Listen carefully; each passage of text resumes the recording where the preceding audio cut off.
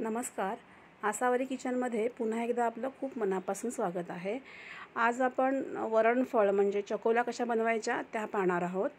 त्यासाठी मी एका कुकरमध्ये 1 वाटी तूर डाळ, पाव वाटी मूग डाळ स्वच्छ पाण्याने धुवून घेतले. त्यानंतर त्याच्यामध्ये एक मध्यम आकाराचा टोमॅटो चिरून टाकलाय, 2 मिरच्या, अर्धा चमचा जिरं, हिंग, हळद टाकले अर्धा चमचा आणि 4 ते 5 वाट्या पाणी टाकलं आहे आणि कुकरला मी 3 शिट्ट्या घेतल्यात. त्यानंतर आपण इथे कणिक भिजवूया. त्यासाठी मी 4 वाट्या कणिक घेतलं आहे, लाल तिखट घेतलं आहे, हळद घेतली आहे, काळा मसाला घेतला आहे, धणा पावडर घेतली आहे, मीठ चवीनुसार. आता हे व्यवस्थित मिसळून घेऊया आपण. त्यानंतर 1-2 चमचे मी तेल टाकले. परत एकदा हे मिसळून घेऊया आणि थोडं थोडं पाणी टाकून याचा घट्ट असा गोळा मळून घेऊया. कणिक माझी भिजून झालेली आहे, ती आता मी अर्धा तास बाजूला ठेवते. कुकर पण झालेला आहे. तो थंड झाल्यानंतर त्याची वाफ गेल्यानंतर ते वरण आहे ना घोटून घ्यायचे. त्यानंतर गॅसवर एक कढई ठेवले, गॅस ऑन आहे.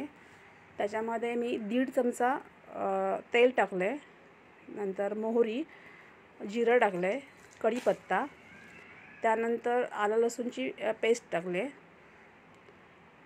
आणि हिंग टाकते. फोडणी चांगली तडतडल्यानंतर त्याच्यामध्ये अर्धा चमचा लाल तिखट, पाव चमचा हळद, अर्धा चमचा काळा मसाला, धणा पावडर अर्धा चमचा आणि शिजवलेली डाळ ओतले. गरजेनुसार मी त्याच्यामध्ये पाणी टाकले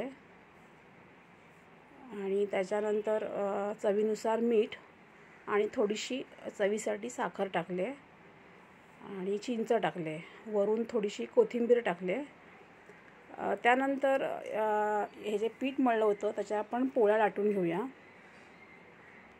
आणि सुरीच्या साहाय्याने त्याचे चौकोनी तुकडे करून घ्यायचे आहेत. तुम्ही बघू शकता, अशा प्रकारे तुकडे करायचे आहेत आणि या वरणामध्ये ते सोडायचे आहेत आणि त्याला चांगली एक म्हणजे शिजेपर्यंत ते होऊन द्यायचं आहे व्यवस्थित. आता आपली वरणफळ झालेलं आहे. एका बाउलमध्ये आपण काढून घेऊया. रेसिपी आपली तयार आहे. तुम्हाला जर व्हिडिओ आवडला असेल तर लाईक, शेअर आणि सबस्क्राईब करा. वेळ काढून व्हिडिओ पाहिल्याबद्दल धन्यवाद.